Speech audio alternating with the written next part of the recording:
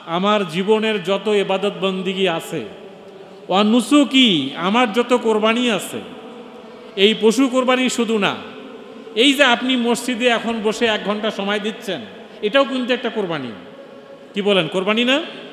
Even আপনি যখন হজে যাবেন, প্রত্যেকটা ধাপে ধাপে আপনার কোরবানি করতে হবে। সময়ের কোরবানি, ধৈর্যের কোরবানি, আপনার ক্ষুধার কোরবানি, খাওয়ার কোরবানি, আপনার আরাম আয়েশের কোরবানি, এরকম প্রত্যেকটা ধাপে ধাপে পদে পদে জীবনের প্রত্যেকটা মুহূর্তে আপনার কোরবানি করতে হবে। তো আল্লাহ তাআলা বলছেন, যত কোরবানি করা লাগবে, যত স্যাক্রিফাইস করা লাগবে, যত কন্ট্রিবিউশন করতে হবে, সব কোরবানি। আর তোমার সমস্ত ইবাদত বন্দিগি, ওয়া মাহিয়ায়া, আমার পুরো জীবন। দেখেন, জীবনের কোনো অংশ বাদ নাই, 1 সেকেন্ড বাদ নাই, মৃত্যু পর্যন্ত আমার পুরো জীবন। ওয়া মামাতি, আমার মৃত্যু। তাহলে আমার জীবন, আমার মৃত্যু, আমার কোরবানি, আমার ইবাদত বন্দিগি লিল্লাহি রাব্বিল আলামিন, আসমান এবং জমিনের মালিকের কাছে আমি আত্মসমর্পণ করে দিলাম। এই আত্মসমর্পণ করার মানসিকতা, এটাকেই নিয়াত বলে, এটাকে সহি নিয়াত বলে, যে আপনি আপনার সব কিছু ইব্রাহিমের মতো উৎসর্গ করার জন্য রেডি কিনা। যদি রেডি হন, তাহলে আল্লাহ আপনার হজ কবুল করার নিয়াত আপনি ঠিক করতে পারলেন। কি ঠিক না? তাহলে আমরা নিয়াত করলাম, লা শারিকা লাহু ওয়া বিযালিকা উমিরতু ওয়া আনা আউয়ালুল মুসলিমিন। আমার আল্লাহর বিধান পালনের ক্ষেত্রে আমি জীবনে কোনোদিন শিরকিয়াতের সাথে থাকবো না। দেখেন ইব্রাহিম আলাইহিস সালাম কি বললেন, ইন্নী ওয়াজ্জাহাতু ওয়াজহিয়া লিল্লাযী ফাতারাস সামাওয়াতি ওয়াল আরদ হানিফা ওয়া মা আনা মিনাল মুশরিকিন। আমি এই যে কিছুক্ষণ আগে বললাম, নামাজ, কোরবানি, জীবন, মৃত্যু, এই কথাটাই বলা হচ্ছে যে ইন্নী ওয়াজ্জাহাতু ওয়াজহিয়া, আমার পুরো জীবন, আমার জীবনের হায়াত মৌত যা কিছু আছে, ফাতারাস সামাওয়াতি ওয়াল আরদ, আসমান জমিনের মালিকের কাছে আমি ছেড়ে দিলাম। ওয়া মা আনা মিনাল মুশরিকিন, আমি আর কোনোদিন শিরকিয়াতের সাথে নিজেকে জড়ায় ফেলব না, কোনোভাবেই আমার দ্বারা শিরক হবে না। এই নিয়তটা আমরা করতে পারবো তো ইনশাআল্লাহ, যে আমি আমার জীবনের যত চাওয়া পাওয়া আছে সব কিছু লিল্লাহি, আল্লাহর জন্য। এই নিয়ত আমরা করলাম। আপনি যখন হজে যাবেন, তখন দেখবেন যে আল্লাহর ঘর দেখতে পাচ্ছেন আপনি। এটা আপনার জীবনের একটা স্বপ্ন, যে আপনি আল্লাহর ঘর দেখবেন, আপনি হাজরে আসওয়াদ দেখবেন, আপনি জমজম কূপ দেখবেন। এটা হলো ইসমাইলের পায়ের আঘাতের ফসল জমজম। আপনি সাফা মারওয়াতে সাই করবেন, এখানে হাজেরার চিহ্ন রয়েছে, যেখানে তিনি দৌড়াচ্ছিলেন।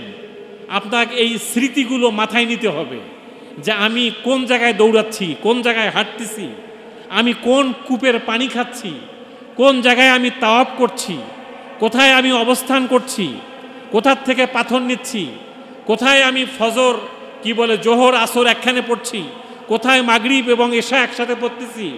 এই বিষয়গুলো, সব বিষয়গুলো একটা স্মৃতি আকারে মাথায় নিতে হবে, একটা সিনারির মতো আপনার মাথায় নিতে হবে। আপনি যখন সাফা মারওয়ায় দৌড়াবেন, তার মানে কি, এখানে খাদিজা তার সন্তানের পানির জন্য, খাবারের জন্য হাহাকার করে, চিৎকার করে দৌড়াচ্ছিলেন। এই যে স্মৃতিটা আপনার ভেতরে তোলপাড় করবে। আপনি আল্লাহর ঘর যখন প্রথম দেখবেন, আপনার হৃদয়ে একটা আলোড়ন সৃষ্টি হবে, একটা শিহরণ জাগবে, যে আপনি আল্লাহর ঘর দেখতে পাচ্ছেন। এই যে আল্লাহর ঘর দেখতে পারা, মাকামে ইব্রাহিম দেখতে পাওয়া, যেখানে ইব্রাহিমের পায়ের চিহ্ন রয়েছে, একেবারে জীবন্ত জিনিস। আপনি সাফা মারওয়া দেখতে পাচ্ছেন, ছোট ছোট পাহাড়, ছোট চিহ্ন এখনো আছে। আপনি মিনা, মুজদালেফা, আরাফা, এই যে জায়গাগুলো দেখতে পারবেন, ওহুদের পাহাড় দেখতে পারবেন। এই প্রত্যেকটা স্মৃতির সাথে, প্রত্যেকটা সিনারির সাথে ইব্রাহিম, ইসমাইল, হাজেরা, নবী মুহাম্মদ রাসূলুল্লাহ সাল্লাল্লাহু আলাইহি ওয়াসাল্লামের একটা জীবনের স্মৃতি জড়িত।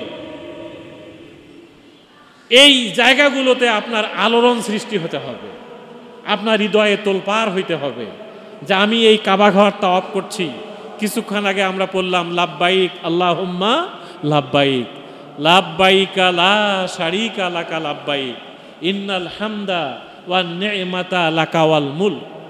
এটা শুধু পড়ার বিষয় না, এটা একটা বুঝারও বিষয় যে আপনি কতদিন অপেক্ষা করে জীবনের এই প্রান্তে এসে আল্লাহর ঘরের কাছে দাঁড়িয়ে চিৎকার করে বলতেছেন লাব্বাইক। আপনি যখন ছোটবেলায় স্কুলে গেছেন তখন কিন্তু স্কুলের মাস্টার আপনার হাজিরা খাতায় হাজিরা নিছে না? কি বলছে? মিস্টার আব্দুল্লাহ। মাদ্রাসায় পড়লে বলতো লাব্বাইক, স্কুলে পড়তে বলতো হাজির, ইয়েস প্রেজেন্ট, কি কথাগুলো বলা হতো না? আপনি সেই হাজিরা দিতে যাচ্ছেন আল্লাহর ঘরের কাছে, দীর্ঘদিনের স্বপ্ন আপনার, আপনি ওখানে যেয়ে বলতেছেন লাব্বাইক আল্লাহ আমি হাজির, আমি প্রেজেন্ট, আমি এখানে দাঁড়িয়ে আছি, আল্লাহ তোমার ডাকে আমি আজকে এখানে হাজির হয়েছি। এই ডাক ইব্রাহিম আলাইহিস সালাম দিয়েছিলেন। এই ডাক কে দিয়েছিল? ইব্রাহিম আলাইহিস সালাম। আল্লাহ তাআলা ইব্রাহিম আলাইহিস সালামকে বললেন তুমি আজান দাও। ইব্রাহিম বললেন যে এখানে মরুভূমি, কেউ নাই, আমি কেন আজান দেব, কে শুনবে আমার এই আজান? আল্লাহ তাআলা বললেন তুমি আজান দাও, কিয়ামত পর্যন্ত 2025 সালে গাজীপুর থেকে যারা হজে আসবে তাদের কর্ণকুহরে, তাদের হৃদয়ের মণি কোঠায় আমি আল্লাহ তোমার এই আজানের সাউন্ড আমি পৌঁছায় দেওয়ার দায়িত্ব নিলাম। আপনি সেই ইব্রাহিমের আজানের মেসেজ আপনার হৃদয়ে শিহরিত না হলে, তোলপাড় না হলে তো আল্লাহ তাআলা আপনাকে এবছর হজের জন্য কবুল করতো না। কিয়ামত পর্যন্ত যত হাজি আল্লাহর ঘরে যাবে সবার ইব্রাহিমের আজানের ওই শব্দ আল্লাহ তার হৃদয়ের পটে তুলে দিবেন। সুবহানাল্লাহ। আপনি সেই আজানের ডাকে সাড়া দিয়ে আল্লাহর এই ঘরের কাছে গেলেন, 2 টুকরা সাদা কাপড় আর একটা প্লাস্টিকের স্যান্ডেল পরে আপনি সেখানে আল্লাহকে বলছেন আল্লাহ গাজীপুরে আমার 2টা বিল্ডিং থাকতে পারে, আমার হাজার হাজার লক্ষ লক্ষ টাকা থাকতে পারে, আমার অনেক জমি জায়গা থাকতে পারে, আল্লাহ তোমার কাছে আমার এই জায়গা টাকা সম্পদ কিচ্ছু না, তুমি তাকায়ে দেখো আমি 2 টুকরা সাদা কাপড় পরে তোমার দরবারে হাজির হয়েছি। আমার 1000-2000 টাকার স্যান্ডেল এখানে নাই, 100-150 টাকার প্লাস্টিকের স্যান্ডেল পরে আসছি, 2 টুকরা সাদা কাপড় পরে আসছি। রব্বুল আলামিন আমার সম্পদ গাড়ি বাড়ি এগুলো আমার কিচ্ছু না, এই 2 টুকরা কাপড় নিয়ে আমাকে দুনিয়া থেকে চলে যেতে হবে, আমি তোমার কাছে হাজির, লাব্বাইক আল্লাহুম্মা লাব্বাইক। আপনার এই চেতনাটা কাজ করতে হবে। লা শারীকা লাকা লাব্বাইক। রব্বুল আলামিন তোমার কোনো শরীক নাই, তোমার কোনো শিরকিয়াত নাই, তোমার আর কেউ নাই, তুমি এক আল্লাহ রব্বিল আলামিন, আমি তোমার দরবারে হাজির হয়েছি। আপনার এই চেতনা নিয়ে আপনি তালবিয়া পড়বেন লাব্বাইক আল্লাহুম্মা লাব্বাইক লা শারীকা লাকা লাব্বাইক ইন্নাল হামদা ওয়ান নি'মাতা লাকা ওয়াল মুলক। সমস্ত প্রশংসা, সমস্ত ক্রেডিট, সমস্ত নিয়ামত এবং এই পৃথিবীর সমস্ত মুলুকিয়াত, সার্বভৌমত্বের মালিক তুমি আল্লাহ। কি ঠিক না? পৃথিবীর সার্বভৌমত্বের মালিক কে? আল্লাহ। এই আসমান এবং জমিনের মালিক কে? আল্লাহ। সূরা মুলুকটাই তো একটা মুলুক, একটা সার্বভৌমত্বের সূরা। তাবারাকাল্লাযী বিয়াদিহিল মুলক। আপনি তো সেই আল্লাহর প্রশংসা করবেন যে আল্লাহর হাতেই পৃথিবীর ক্ষমতা। তিনি চাইলে কাউকে ক্ষমতার মসনদে বসায় দেন, আবার তিনি চাইলেই কাউকে ক্ষমতার মসনদ থেকে নামায়ে ফকিরের জায়গায় চলে দেন। কি করেন না এরকম? তিনি চেয়েছিলেন বলেই তো ইব্রাহিম আলাইহিস সালামকে আগুনের কুণ্ডলী থেকে সেভ করেছেন। তিনি চেয়েছেন বলেই তো নমরুদকে তিনি সামান্য মশা দিয়ে দুনিয়া থেকে বিদায় করে দিয়েছেন। কি কথা ঠিক না? এই জন্য আজকে আমাদেরকে ওই মানসিকতা নিয়ে আপনি তালবিয়া পড়বেন, ওই মানসিকতা নিয়ে আপনি ছাপা মারোয়ায় দৌড়াবেন। আপনি যে জায়গায় দৌড়াচ্ছেন এটা ইসমাইলের বংশে এই পৃথিবীতে সর্বশেষ নবী যিনি এসেছেন তিনি হচ্ছেন মুহাম্মদুর রাসূলুল্লাহ সাল্লাল্লাহু আলাইহি সাল্লাম। আমরা সেই নবীর উম্মত, আমরা তার ডাকে তার স্মৃতির জায়গায় এখানে যাচ্ছি। তাহলে 1 নম্বর আমি বললাম আমাদের নিয়াত সহি করতে হবে, জীবনের সব কিছু আল্লাহর রাহে উৎসর্গ করার মানসিকতা লাগবে। 2 নম্বর আমি বললাম যে মক্কা মদিনা তাওয়াফ সাফা মারোয়া প্রত্যেকটা স্মৃতি আপনার চোখের সামনে এমনভাবে ভাসাতে হবে যেন আপনি হাজরাকে দেখতে পাচ্ছেন, ইসমাইলকে দেখতে পাচ্ছেন, আল্লাহর ঘরের দিকে তাকায়ে মনে হবে আল্লাহকে আপনি দেখতে পাচ্ছেন। এই কাবা ঘরের দিকে তাকিয়ে আপনি যা মনের কথা বলবেন আল্লাহ তাআলা সব কবুল করে নেবেন। মনের সব আবেগ দিয়ে বলবেন, সব দোয়ার কথাগুলো বলবেন, চাওয়া পাওয়া সব বলবেন। 3 নম্বর আমি যে কথাটা বলতে চাই সেটা হলো আমি যদি ইব্রাহিমের আদর্শে উজ্জীবিত হতে না পারি তাহলে আপনার আমার এই হজ কোনো কাজে লাগবে না। দেখুন, আমরা কয়েকদিন আগে রোজা শেষ করলাম।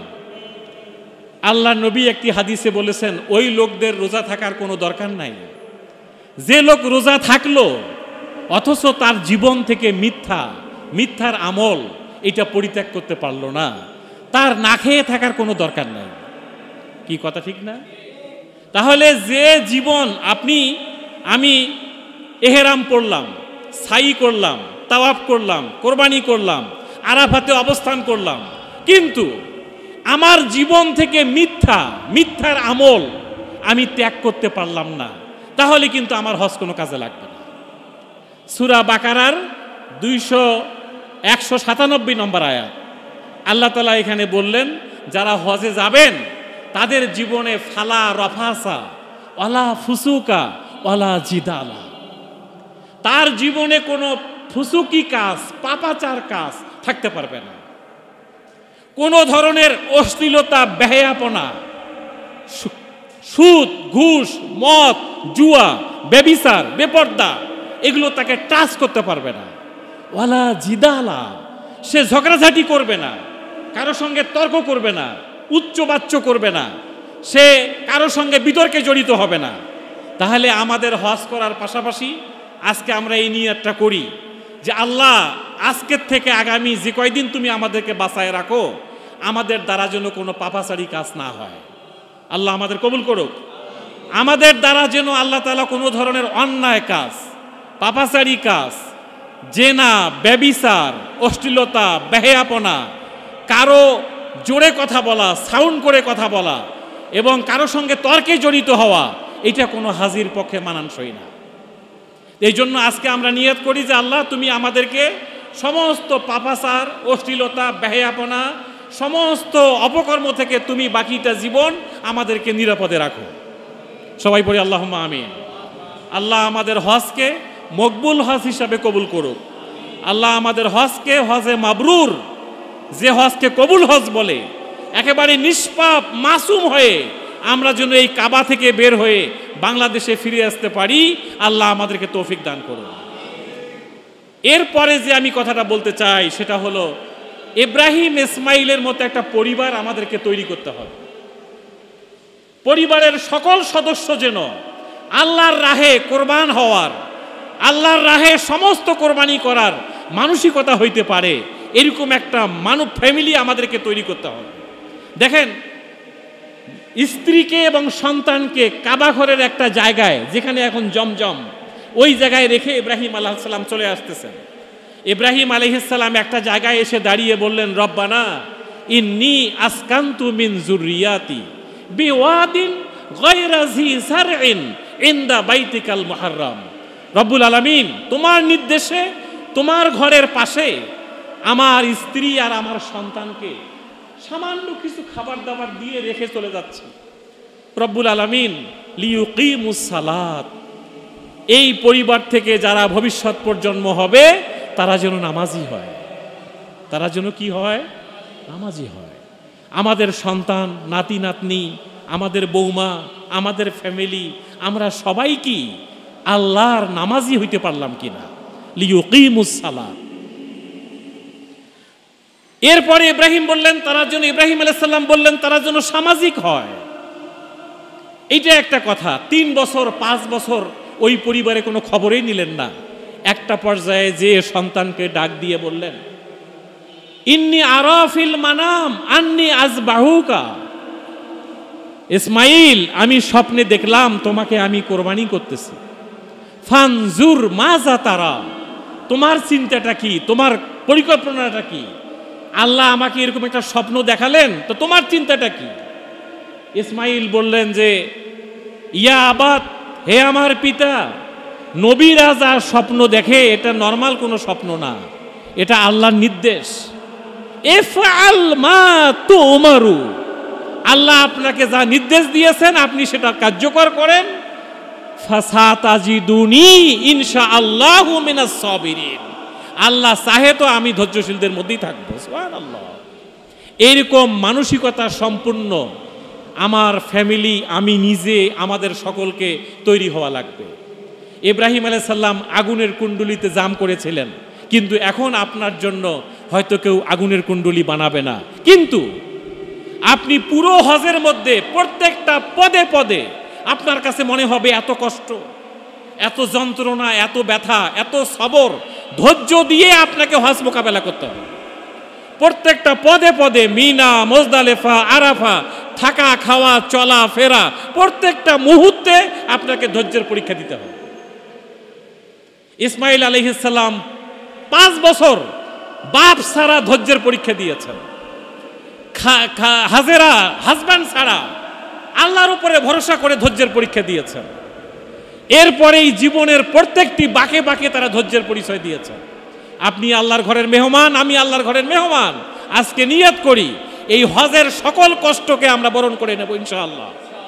হজ থেকে ফের হয়ে আসার পরে বাকি সারাটি জীবন ইব্রাহিম, ইসমাইল, নবী মুহাম্মদ সাল্লাল্লাহু আলাইহি ওয়াসাল্লামের আদর্শের ওপর টিকে থাকার জন্য যত সবর লাগে, যত ধৈর্য লাগে, যত কষ্ট লাগবে, যত যন্ত্রণা আসবে আমরা বরণ করে নেব ইনশাআল্লাহ।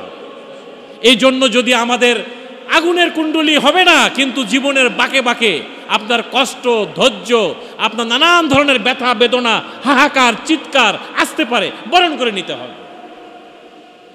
সর্বশেষ আমি যে কথাটি বলবো সেটা হলো, ইব্রাহিম আলাইহিস সালাম আল্লাহর কাছে দোয়া করেছিলেন, রব্বানা আবআস ফীহিম রাসূলাম মিনহুম ইয়াতুলু আলাইহিম আয়াতিক ওয়া ইউআল্লিমুহুমুল কিতাবা ওয়াল হিকমা ওয়া ইউযাক্কিহিম ইন্নাকা আনতাল আজিজুল হাকীম।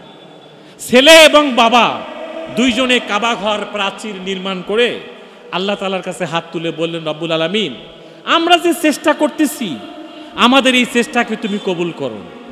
এরপরে তিনি দোয়া করলেন, ওয়া আরিনা মানাসিকানা, রব্বুল আলামিন তোমার দিনের মানাসিকগুলো আমাদেরকে দেখার তৌফিক দাও, আমাদেরকে দেখায় দাও। আরেকটি দোয়া তিনি করলেন, রব্বুল আলামিন আমাদের এই বংশধর থেকে তুমি একজন ব্যক্তিকে এই পৃথিবীতে রাসূল করে পাঠাও।